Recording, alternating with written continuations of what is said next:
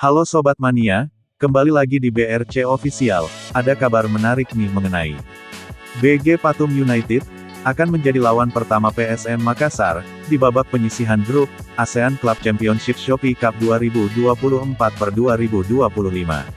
Pertandingan grup A tersebut, bakal dihelat di Stadion Batakan, Balikpapan, Rabu tanggal 21 Agustus tahun 2024 pukul 19.30 waktu Indonesia Barat.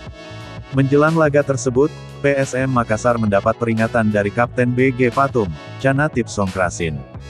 Gelandang timnas Thailand tersebut, mengaku sangat antusias, menyambut kompetisi antar klub di Asia Tenggara itu. Menurutnya, ini adalah kesempatan besar, untuk melihat sejauh mana level timnya, dibandingkan tim-tim Asia Tenggara lainnya. Pemain berjuluk Messi Thailand itu mengaku, akan memberikan segalanya, untuk membantu timnya meraih kemenangan. Bahkan, ia bertekad mengantarkan BG Pathum United tampil sebagai juara, pada edisi pertama turnamen. Saya ingin memenangi Shopee Cup. Saya sangat bersemangat dengan turnamen ini, kata Chanatip, dikutip Superball.id dari Bongda24h.vn. Ini adalah kesempatan besar bagi kami, untuk melihat posisi kami, dibandingkan dengan klub-klub Asia Tenggara lainnya. Saya sudah lama menantikan turnamen ini, jadi, saya akan memberikan segalanya untuk membantu tim menang, tambahnya.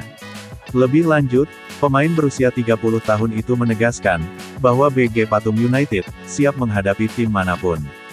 Ia juga mengatakan, timnya akan menjaga fokus, untuk memenangi setiap pertandingan, termasuk melawan PSM Makassar.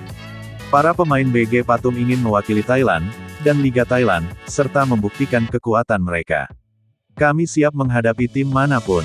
Kami penuh percaya diri, dan siap menghadapi tantangan. Saya tidak akan terkejut, jika perhatian beralih ke kami. Bahkan di Liga Thailand, kami juga merupakan tim yang berperingkat tinggi, di setiap babak.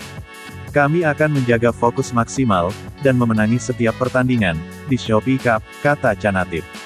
Sebagai informasi, Shopee Cup 2024/2025 diikuti oleh 12 klub dari 8 negara di Asia Tenggara.